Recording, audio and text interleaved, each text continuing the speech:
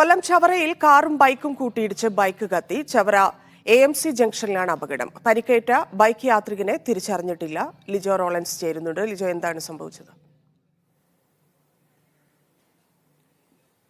ധന്യ, ഉച്ചയ്ക്ക് 12:30യോടുകൂടിയായിരുന്നു ഇത്തരത്തിൽ ഒരു അപകടം ചവറ ഭാഗത്ത് ഉണ്ടായത്. കരുനാഗപ്പള്ളി ഭാഗത്തേക്ക് പോവുകയായിരുന്ന ബൈക്കും അതോടൊപ്പം തന്നെ കൊല്ലം ഭാഗത്തേക്ക് വരികയായിരുന്ന കാറും തമ്മിൽ കൂട്ടിയിടിച്ചായിരുന്നു ഇത്തരത്തിൽ ഒരു അപകടമുണ്ടായത്.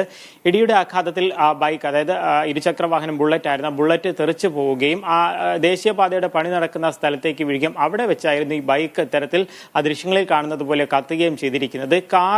കാർ ഓടിച്ചു വന്ന വ്യക്തിയുടെ അശ്രദ്ധയാണ് ഇത്തരത്തിലൊരു അപകടത്തിലേക്ക് നയിച്ചതെന്നാണ് അവിടെ പോലീസിനോട് സംസാരിക്കുന്നത് മനസ്സിലാക്കാനായി കഴിയുന്നത്. അതായത് എതിർവശത്ത് വരികയായിരുന്ന ബുള്ളറ്റിലേക്ക് കാർ ഇടിക്കുകയായിരുന്നു എന്നുള്ളതാണ്.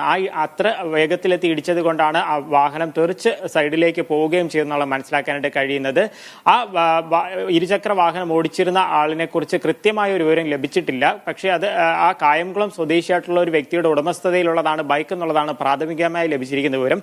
കോട്ടയം സ്വദേശിയുടെ ഉടമസ്ഥതയിലുള്ളതാണ് കാറെന്നുള്ള വിവരവും പോലീസിന് ലഭിച്ചിട്ടുണ്ട്.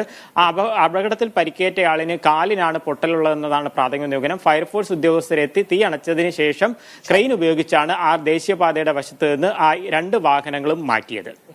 ശരി ലിജോ.